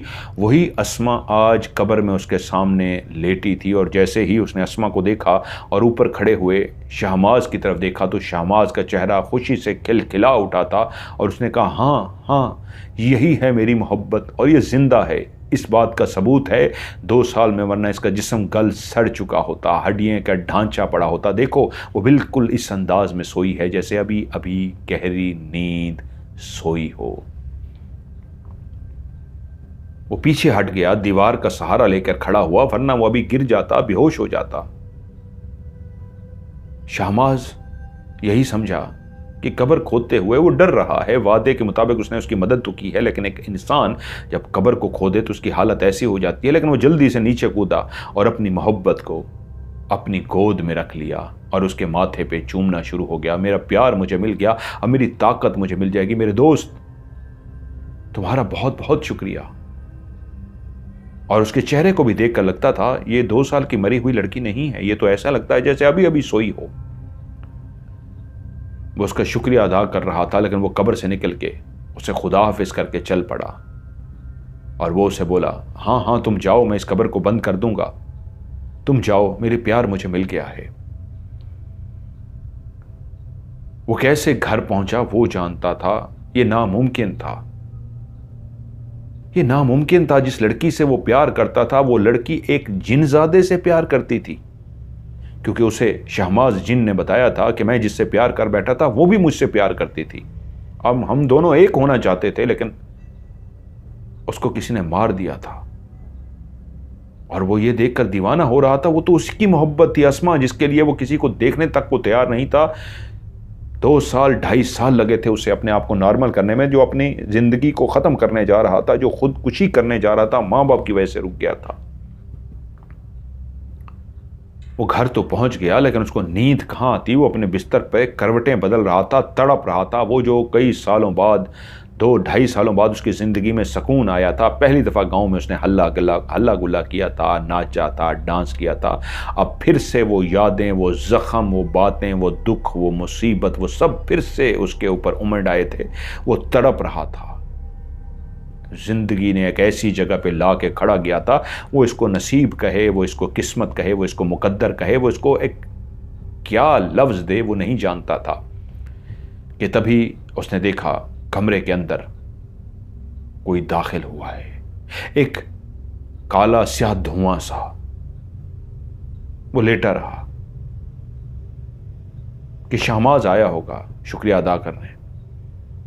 धुआं उड़ते उड़ते बिल्कुल उसके सामने आके खड़ा हुआ, और जिस तरह पहली दफा शहमाज धुएं से इंसान बन गया था, उसी तरह धुएं से एक इंसान बन गई। और वो थी एक लड़की। सेम उसका वजूद उसी तरह था, एक खूबसूरत सी लड़की, लेकिन उसके आर पार देखा जा सकता था। और उस लड़की को देखते ही वो चौंक पड़ा। और वो लड़की उससे बोली, मुझे तुमसे कुछ कहना है, लेकिन यहां नहीं, किसी भी लम्हे वो यहां आ सकता है, हमें जाना होगा। वो अभी तक कुछ समझ ना पाया था कि उस लड़की ने उसका हाथ पकड़ लिया, और जैसे उसका बाजू थामा, एकदम से उसके वजूद को झटका लगा, और उसे ऐसा लगा उसे नींद सी आ गई हो। जब उसने आंख खोली तो वो जंगल के बीच एक पहाड़ की चोटी पर बैठा हुआ था, जहां पे ग्रीनरी बनी हुई थी, जहां पे कई फलदार दरख्त लगे हुए थे, आबशारें बह रही थी। एक ऐसा मंजर था जैसे एक जन्नत का मंजर हो। बेइंतहा खूबसूरत जगह। उस जगह को देखकर चौंक सा पड़ा, और वो उससे बोली, मेरा नाम घाया है, मैं ही शहमाज की मंगेतर थी। दिल से माजरत खां हूं, तुम्हें इतने दूर इसलिए लेकर आई हूं कि वहां पे कुछ कहती तो वो सुन लेता शहमाज।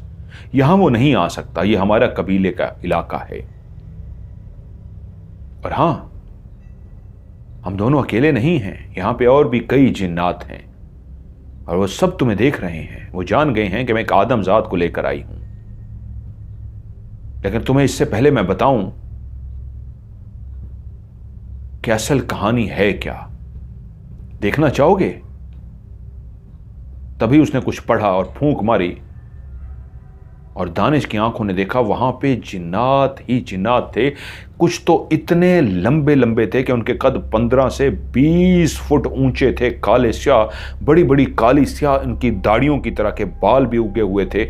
उनके हाथ इतने लंबे थे, जब वो चलते थे तो उनके हाथ दोनों जमीन पे लटकते हुए जाते थे। उनके पांव बहुत बड़े बड़े थे, कद उनके 20-20 फुट लंबे थे। सर के बाल इतने बड़े हुए थे जैसे कई सालों ने उन्होंने बाल ही ना काटे हों।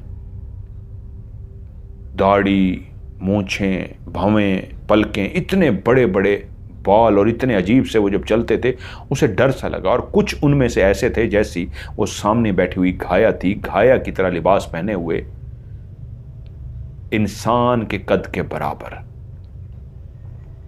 कुछ बोने थे जो बिल्कुल छोटे थे कद में, वो भी वहीं पे फिर रहे थे। उन सबको देखकर परेशान सा हो गया और बोली, इन सब ने अपने आप को तुम्हारे सामने छुपाया हुआ था, और तुम्हें क्यों दिखाए हैं ये मैंने, ताकि तुम जान सको कि मैं झूठ नहीं बोल रही। मेरे कबीले में किसी इंसान को उठाकर लाना बहुत जुर्म समझा जाता है। क्योंकि मैंने तुमसे बात करनी है तो इसलिए ये गवाह रहें कि मैं तुम्हें ज़बरदस्ती इसलिए नहीं लेके आई कि तुमसे मेरा कोई काम है, तुमसे मेरी बात करना मकसद है। मैं तुमसे प्यार नहीं करती, जैसे शाहमेज़ उस लड़की से प्यार करता था और उसको उसकी सज़ा मिली। तो सुनो, ये गवाह हैं सारे। और उसने पढ़ के फूंका और वो सारे गायब हो गए कि मैं चाहूंगी तो तुम्हें ये नजर आएंगे, वरना इन्होंने सब ने जादू के जरिए अपने आप को छुपाया हुआ है। ये जिन्नात चाहते हैं तो किसी को नजर आते हैं, वरना ये मौजूद होते हैं, तुम लोग देख नहीं सकते। तुम्हें दिखाने का मकसद भी ये था कि इनकी गवाही मैं अपनी लड़ाई लड़ रही हूं। मेरा नाम घाया है। मेरी और शहमाज की बचपन से ही मंगनी तय हो गई थी। हम दोनों बहुत खुश थे और बहुत जल्दी हमारी शादी होने वाली थी। लेकिन शहमाज एक दिन इंसानी आबादी मर गया। उड़ते उड़ते वो अस्मा के घर के ऊपर पहुंच गया। वो थक गया था, वो कुछ लम्हे सांस लेना चाहता था, इसलिए वो अस्मा की छत पर जाकर उतर गया। और उसी लम्हे अस्मा भी नीचे से ऊपर छत पे चढ़ी थी। उसने जैसे ही अस्मा को देखा तो वो दीवाना हो गया, उसके इश्क में मुब्तला हो गया। अस्मा बहुत खूबसूरत थी। हम इंसानों के चेहरों से बहुत मुख्तलिफ चेहरे रखते हैं। हमारे जिसामत, हमारे चेहरे बिल्कुल अलग होते हैं और इंसानों के चेहरे हमसे बिल्कुल मुख्तलिफ। वो उस चेहरे पे मर मिटा था और उसके बाद फिर वो उड़ता बगैर किसी को बताए अस्मा के घर चला जाता। अस्मा को देखता रहता। वो जब तक अस्मा को नहीं देखता था उसे सुकून नहीं आता था, कोई भी नहीं जानता था। एक रात अस्मा अपने बिस्तर पर अकेली सोई हुई थी। इसने काफी फूल लिए। शहमाज फूल लेकर उसके बिस्तर पर गया और उसके बिस्तर पर तकिए के पास फूल रख दिए। उसे फूलों से बहुत प्यार था।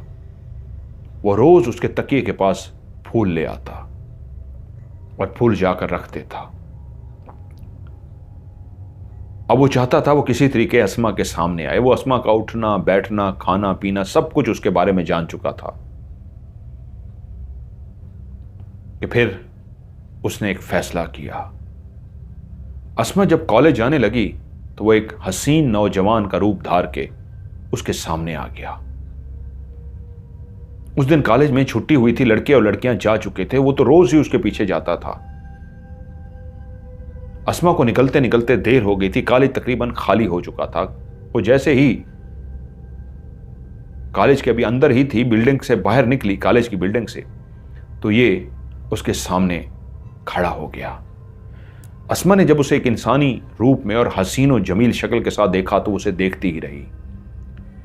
वो भी उसे भाग गया और यूं उसने अपनी मोहब्बत का इजहार किया कि मैं आपके सामने नहीं आया, लेकिन काफी दिनों से मैं आपको देख रहा हूं, मैं आपसे प्यार करता हूं।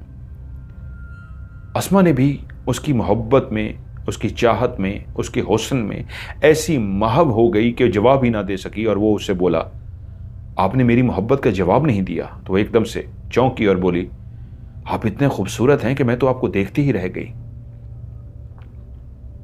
क्या कोई इतना खूबसूरत भी हो सकता है? मैंने कभी इससे पहले इतना खूबसूरत इंसान नहीं देखा।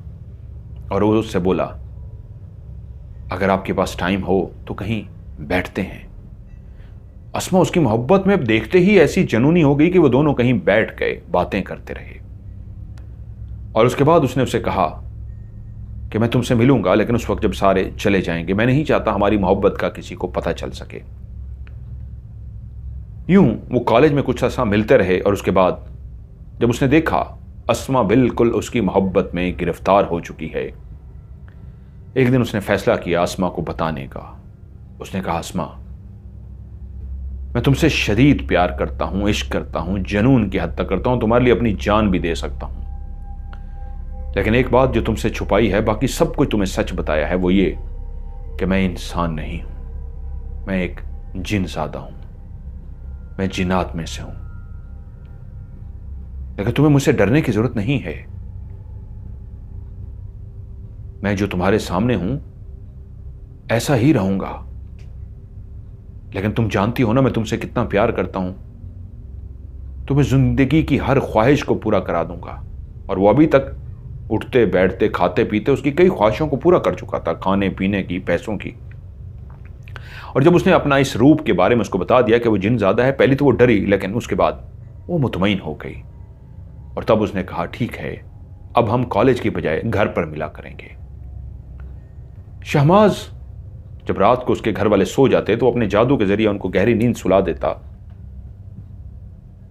और अस्मा के साथ बैठकर बातें करता।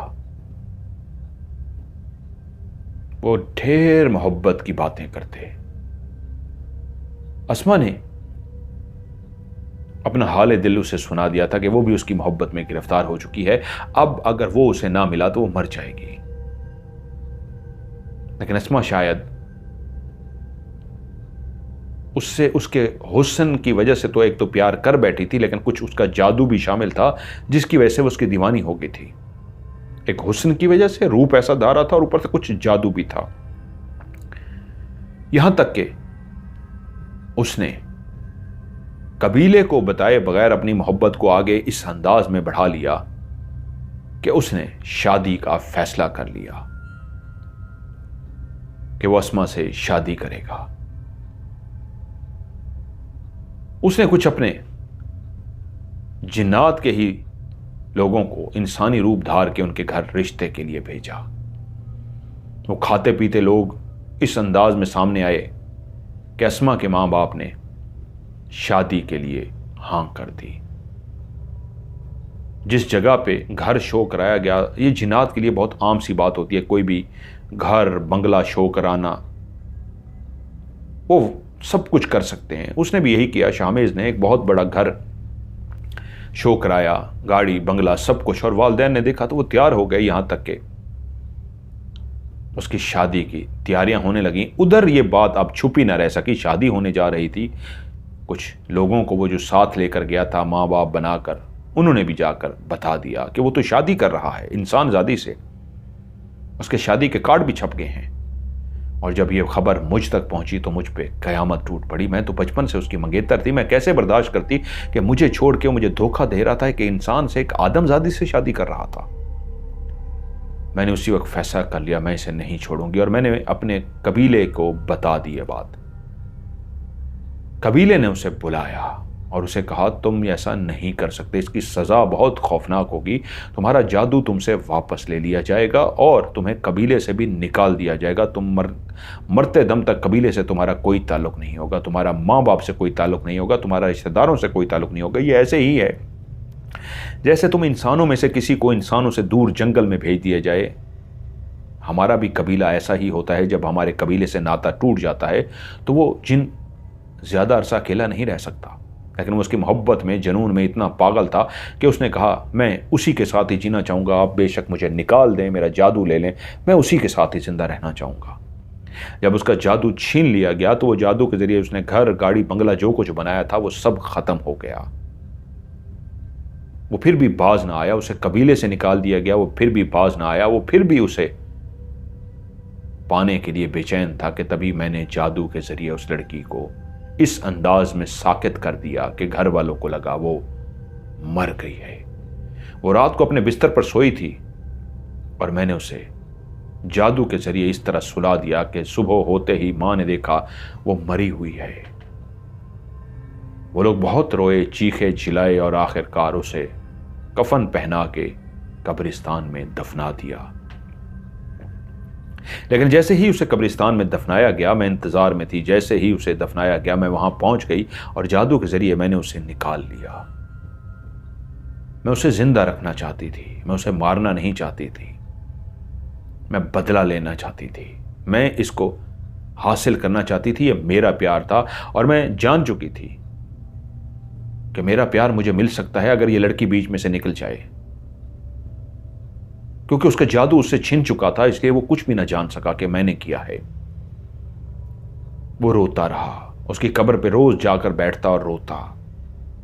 वो इंसानों के पास जाता। जब उसे इस बात का पता चल गया कि वो मरी नहीं है, कब्र में जिंदा है, उसको किसी जिन्नात के में ही एक बंदे ने, एक जिन ने ही उसको बता दिया था। लेकिन वो जादू ना होने की वजह से खुद नहीं कर सकता था। उसे एक इंसान की मदद की जरूरत थी जो बैठ के चिल्ला करता और ये सारा कुछ जान लेता। मैं उसे जिंदा रखती रही, उसे खिलाती पिलाती रही, लेकिन उसका दिमाग बिल्कुल इस अंदाज में होता कि उसे कुछ भी याद ना होता कि वो जिंदा है मुर्दा है क्या है। 2 साल का पूरा अरसा इसी तरह मैं उसके साथ रही। और जब उसने तुम्हें पकड़ा और तुम्हें उसने अपनी सारी कहानी सुनाई तो मैं सारा कुछ देख रही थी, और तुमने एक अच्छे इंसान होने के नाते उससे वादा कर लिया मदद करने का। मैं तुम्हारी सारी बातें सुन सकती थी, लेकिन दूर दूर रही। और जब तुम लोग चिल्ला करने के लिए वहां कब्रिस्तान पहुंचे तो मैं वहीं पे ही मौजूद थी। जब तुमने चिल्ला शुरू किया तो असल में वहां पे किसी जिन्नात ने नहीं आना था, मैं ना आ जाऊं, इसलिए वो वहां पे हिफाजत के लिए मौजूद था। क्योंकि तुमने उसे बता दिया था जो कुछ तुमने उसने देखा था चिल्ले से, कि तुम्हारी मंगेतर घाया ने उसे मारा है, और वो पहले ही जान चुका था वो मरी नहीं जिंदा है। तभी उसने कहा हमें फौरी तौर पे इसको बाहर निकालना होगा। तुम दोनों ने मिलके उसको बाहर निकाला। उसका वजूद देखते ही तुम्हें पता चल गया वो तो जिंदा है, सोई हुई है, वरना 2 साल में तो इंसान का ढांचा रह जाता है। और हां, अगर वो कब्र से गायब होती तो उसे पता चल जाता। उसने अमल ही तुमसे ऐसा कराया था कि मुझे वापस उसे कब्र में रखना पड़ा, क्योंकि वो खुद जादू नहीं कर सकता लेकिन किसी के जरिए करा सकता है। और जो तुम बैठ के कब्र के पास पढ़ रहे थे, कब्र हिल रही थी, वो इसलिए कब्र हिली थी, मैं उसे वापस लेकर आ गई थी उस अमल से पहले ही, क्योंकि मैं जान चुकी थी जब वो तुमसे कह रहा था तुम्हें ये अमल करना होगा, तुम्हें मुझसे वादा करना होगा। वो सारी बातें मैंने सुन ली थी, इसलिए मैंने उसे वापस पहुंचा दिया था, क्योंकि वो अमल ही इतना ताकतवर था जो खुद नहीं कर सकता था, तुमसे कराया था। इसलिए मजबूरी में मुझे उसको कब्र में रखना पड़ा। और जब तुमने कब्र को खोल लिया, उसके चेहरे को देख लिया, तो वो फिर से उसको मिल गई है। अब मैं उसे मार नहीं सकती, अब वो उसके पास है। पहले तो अपने खानदान के पास थी, घर वालों के पास थी, शादियों की तैयारियां हो रही थी, इसलिए मुझे मौका मिल गया। लेकिन अब जब वो तुमने कब्र खोद कर उसके हवाले कर दिया, वो उसे जिंदा कर चुका है। वो तो थी ही जिंदा, आर्जी तौर पे मैंने उसे मारा हुआ था। तुम्हें आज इसलिए बुला कर ले आई हूं। मेरा मोहब्बत, मेरा प्यार, मेरा मंगेतर मुझे वापस चाहिए। तुम उसे प्यार करते थे ना, मैं जान चुकी हूं।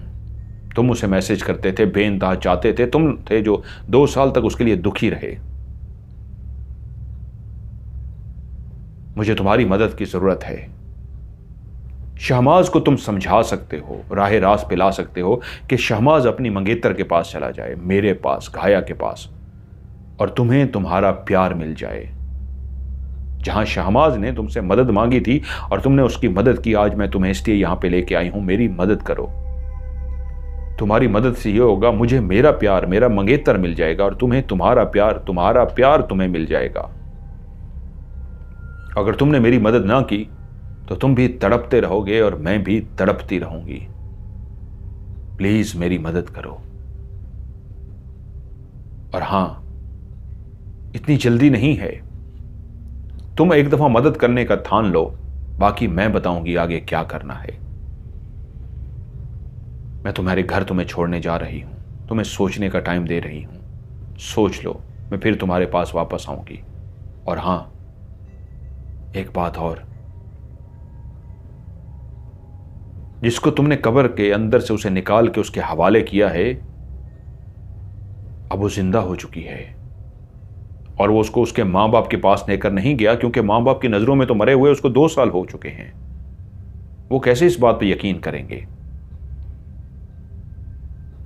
वो तो 2 साल से कब्र में पड़ी है, अब तो ढांचा हो चुका होगा, उसके वालिदैन ये सोचते हैं, इसलिए वो उसे फौरी तौर पे दूर ले जाएगा। वो सिर्फ तुम्हारा शुक्रिया अदा करेगा और कुछ और उस लड़की की हिफाजत के लिए अमल करेगा फौरी फौरी, और ताकि उसको दूर लेके जाए, कबीले से भी दूर, और उसके साथ ज़िंदगी गुजार सके। और उसके बाद बैठ के वो फिर से कुछ ऐसे मंत्र पढ़ेगा, ऐसे जादू करेगा, वो ताकतवर हो जाएगा। अगर कोई इस मामले को रोक सकता है तो वो सिर्फ और सिर्फ तुम हो, वरना कोई भी नहीं। चलो मैं तुम्हें छोड़ कर आऊं। उसने उसका हाथ पकड़ा, उसके वजूद को झटका लगा और एकदम से उसे महसूस हुआ अपने बिस्तर पर लेटा हुआ है। वो उसके सामने खड़ी थी और उससे बोली, मैं कल फिर आऊंगी, अभी चलती हूं। ये बातें यहां इसलिए नहीं कह सकती थी, यहां उसको पता चल जाएगा। कल मैं तुम्हारी जवाब की मुंतजिर होंगी। और वो गायब हो गई। वो बिस्तर पर लेटा हुआ था कि एकदम से उसे महसूस हुआ कमरे में फिर से धुआं बन रहा है और कोई दाखिल हो रहा है। कमरे में जैसे ही उसे महसूस हुआ कोई दाखिल हो रहा है, वो उठकर अपने बिस्तर से बैठ गया। उसने देखा फिर से घाया आई है और घाया उसके सामने आकर खड़ी हुई, अभी गई थी फिर आ गई, और उसने कहा, बस एक आखिरी बात जो कहना भूल गई थी वो फिर से कहने आई हूं। मैं उस लड़की को चाहती तो मार भी सकती थी।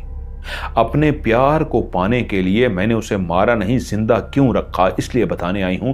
मैं चाहती तो उसी वक्त उसको मार देती, और जब वो मर जाती तो कितने साल, 2 साल, 3 साल, 4 साल, 5 साल वो रोता रहता और आखिर उसको यकीन आ जाता, मेरे पास वापस लौट आता। लेकिन मैंने किसी इंसान का कत्ल अपने सर पे क्यों लूं? मैं किसी को कत्ल क्यों करूं? जिन्नात भी किसी को खाम खा कत्ल नहीं करते। जैसे इंसान किसी इंसान को कत्ल कर दे तो उसके ज़मीर पे बोझ बन जाता है, ऐसे जिन्नात भी जिन्नात को कत्ल करें या किसी इंसान को कत्ल करें तो उनके ज़मीर पे बोझ बन जाता है। मैंने उस लड़की को नहीं मारा। मैं चाहती तो मार सकती थी। मैं भी अपने शहबाज की मोहब्बत में, दीवानगी में, इश्क में इतनी जुनूनी थी कि अपने प्यार को पाने के लिए उसको रास्ते से हटा सकती थी, लेकिन मैंने उसे नहीं मारा। यह मत समझना कि अगर मैंने उसको नहीं मारा तो मेरा प्यार कम है, मेरा इश्क कम है, मेरा जुनून कम है। मेरा इश्क तुम्हारे इश्क से भी बढ़ के है। जो तुमने उस लड़की से इश्क किया था, मैं उससे भी ज्यादा उससे इश्क करती हूं। और गायब हो गई। वो रात सारी सोचता रहा क्या फैसला करूं। अगर इस लड़की को हां कर देता हूं तो मेरा प्यार अस्मा मुझे मिल जाएगी, और शायद अस्मा के कहे हुए अमल पे, जो भी जादू कराए, जो भी कहे, जो भी समझाए, अगर मैं उस पर अमल करूं तो शहमाज अपनी मंगेतर घाया को मिल जाएगा और मेरी अस्मा मुझे मिल जाएगी। और अगर मैं उस लड़की का साथ नहीं देता तो फिर मुझे सब कुछ शहमाज को सही सही बताना होगा। क्या करूं?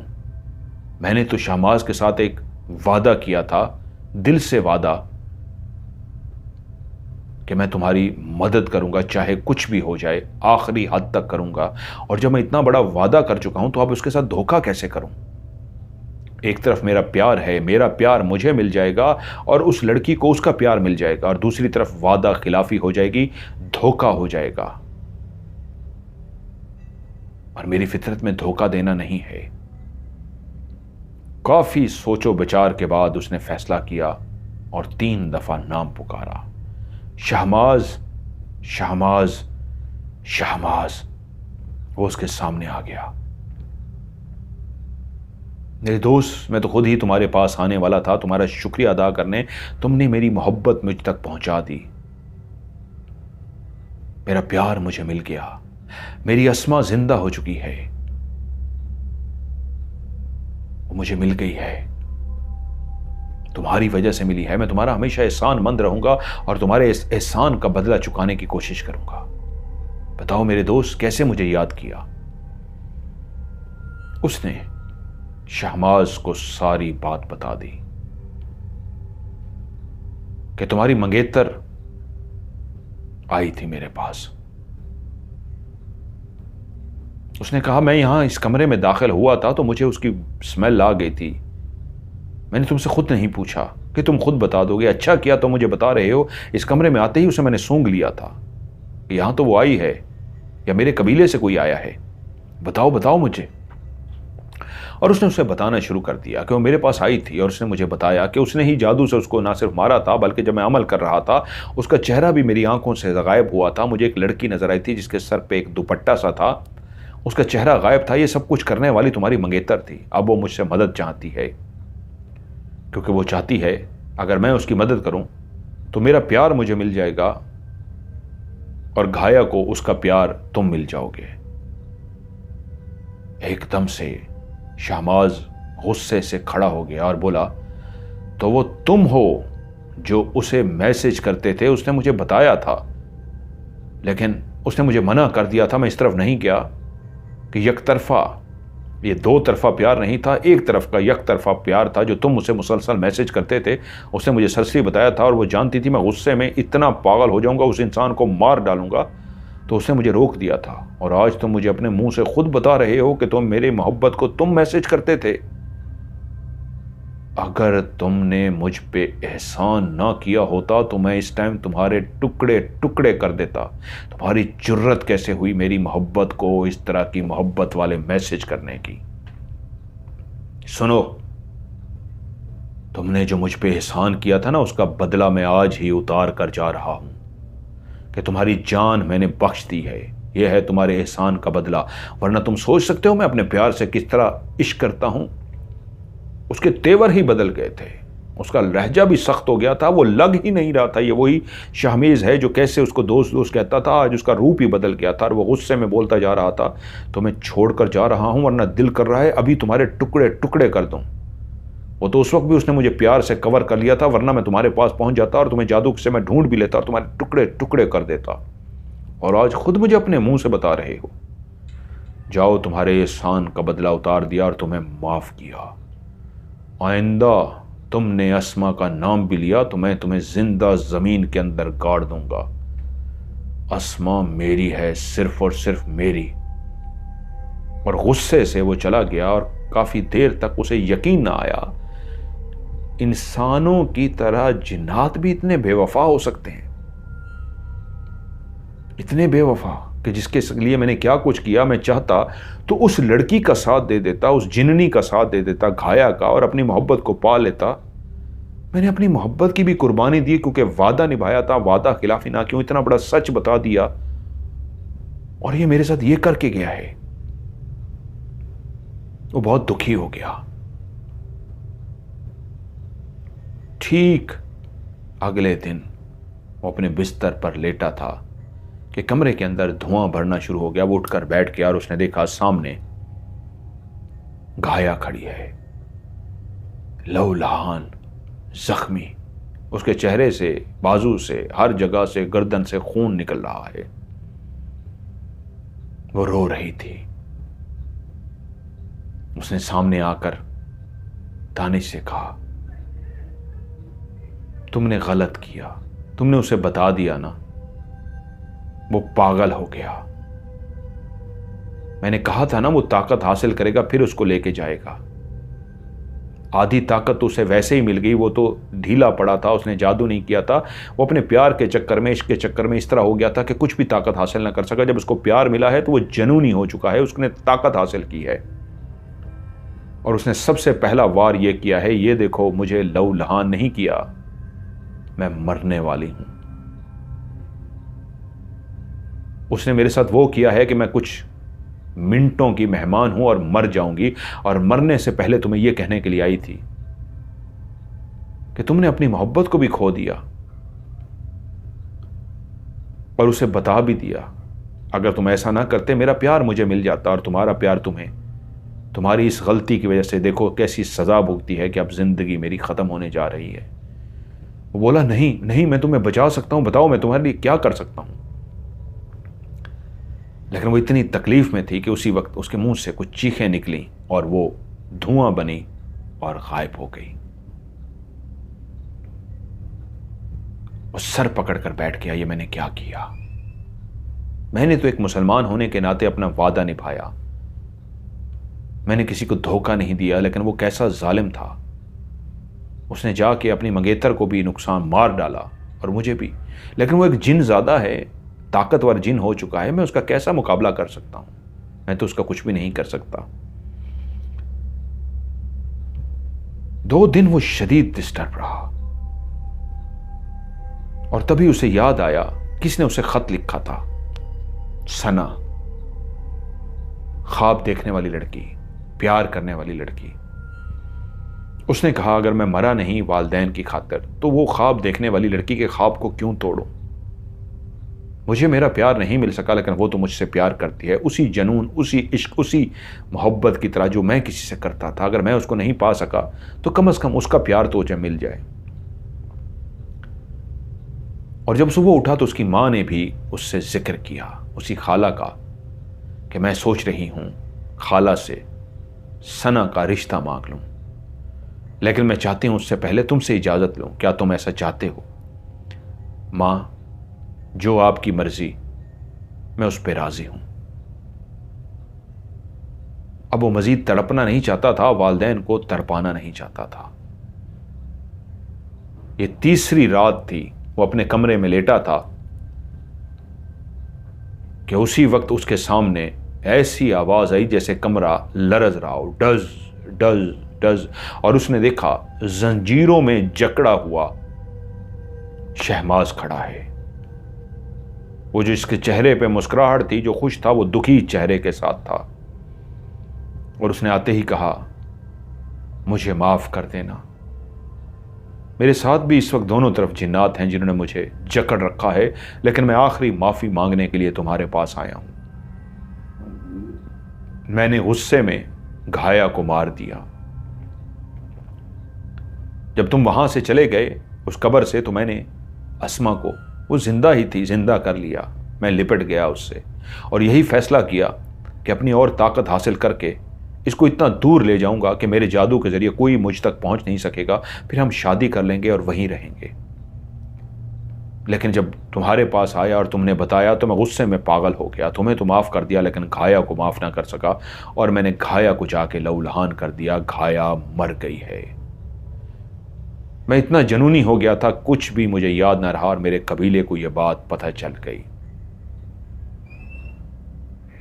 और मेरे कबीले वालों ने फैसला किया है मुझे मारने का। मुझे सजाए मौत दी गई है। वो लोग मुझे मारने लगे हैं। अस्मा को उन्होंने मार के कब्र में दोबारा से लिटा दिया है। मेरा प्यार मुझसे छिन चुका है। अस्मा हकीकत में मर चुकी है और अब मुझे भी वो सजा देने जा रहे हैं, मुझे मारने जा रहे हैं। तुम सोचोगे उन्होंने अस्मा को क्यों मारा? इसलिए कि वो तुम इंसानों की नज़रों से 2 साल से मर चुकी है।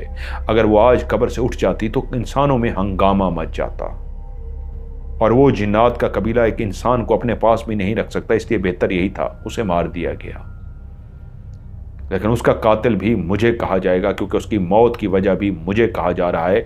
अगर अस्मा को मारा गया है तो मेरी वजह से मारा गया है कि एक तो मैंने इंसान के साथ ये किया और ऊपर से मैं उसको दूर लेके जाने लगा था और कभी उसके माँ बाप से मिलने का उसको दिल करता और अगर माँ बाप से मिलती तो ये तुम्हारी दुनिया के लिए एक और भयानक खौफनाक वाकया होता और ऐसे वाकयों की इजाज़त नहीं होती। इसलिए मुझे ही कातिल ठहराया गया है और मुझे आज रात को मार दिया जाएगा, जला दिया जाएगा शदीद सजाएं देकर, क्योंकि 2 कत्ल किए हैं मैंने। एक घाया को मारा है और दूसरा अस्मा का कातिल भी मुझे कहा गया है। घाया तो चली गई, मैं उससे माफ़ी नहीं मांग सका, लेकिन मैंने अपनी आखिरी ख्वाहिश जो मुझसे पूछी गई थी आखिरी क्या है, तो मैंने कहा मुझे दानिश से माफ़ी मांगनी है क्योंकि तुम चाहते, ये मैंने अब सोचा है, जज्बात में मैंने नहीं सोचा, तुम चाहते तो तुम घाया का अगर कहना मान लेते तो घाया और तुम मिलकर वाकई तुम्हें अस्मा मिल जाती और तुम जादू के जरिए ऐसा करवा देते, अस्मा तुम्हें बताती और तुम करते कि मैं भी घाया के पास चला जाता, घाया को मैं मिल जाता और तुम्हें तुम्हारी अस्मा। लेकिन तुमने अपने वादे की खिलाफी नहीं की, वादा खिलाफी नहीं की और तुमने वादा किया था सिर्फ उसको निभाया, वरना तुम्हें मौका तो मिल चुका था। ये आज मैंने सोचा है कि वो कैसा अजीम इंसान है। ये वादा निभाने के लिए उसने अपनी मोहब्बत को खो दिया, वरना तुम्हें तुम्हारी मोहब्बत मिल जाती और घाया को मैं मिल जाता और मैं भी कल को घाया के साथ मोहब्बत करने लगता,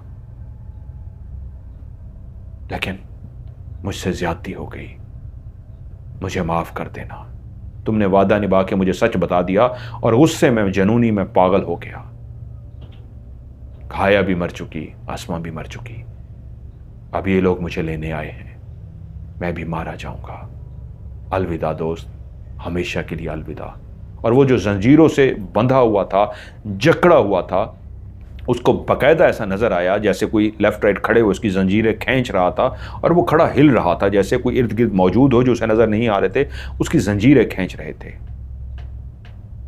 और जब उसने अलविदा का लफ्ज कहा तो बकायदा जोर से किसने जंजीरें इस तरह उसकी खींची कि वो दर्द से उसकी आह निकली, जैसे कोई जोर से उसे खींच रहा हो, उसे दर्द हो रहा हो, और वो वहीं से गायब हो गया।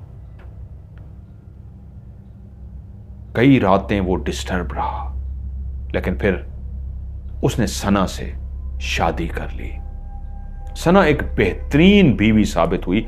वाकई सना उससे इश्क करती थी, जनून की हद तक प्यार करती थी। शादी के बाद वो एक ऐसी बेहतरीन बीवी साबित हुई कि उसने उसके तमाम गम भुला दिए, और अस्मा को उसने वो सारी कहानी भी सुना दी थी, अपनी मोहब्बत का भी बता दिया था, सब बता दिया था। और अस्मा ने कहा था मैं आपके सारे गम भुला दूंगी, मैं आपके सारे दुख भुला दूंगी, और उसने उसके सारे गम और दुख भुला दिए। दोनों ने एक बेहतरीन जिंदगी गुजारी, उनकी औलाद भी हुई, बूढ़े हुए, और फिर दानिश अल्लाह को प्यारा हो गया। सना जो बूढ़ी हो चुकी थी, दादी बन चुकी थी, उसने ये सच्ची कहानी अपने पोते पोतियों को, बेटों को, सबको सुना दी थी अपने शौहर के मरने के बाद। और जब कहानी जो राज होती है सीने में, और जब बाहर वो राज निकल जाए तो फिर कहाँ छुपती है, फिर वो कहानी सबको पता चल जाती है। क्या था ये नसीब, क्या था ये किस्मत, कैसा खेल था जो इस कहानी में खेला गया। आप लोगों को ये कहानी कैसे लगी, नीचे कमेंट्स में अपनी राय का इजहार कीजिएगा। वीडियो को लाइक कीजिएगा, दोस्तों के साथ शेयर ज़रूर कीजिएगा।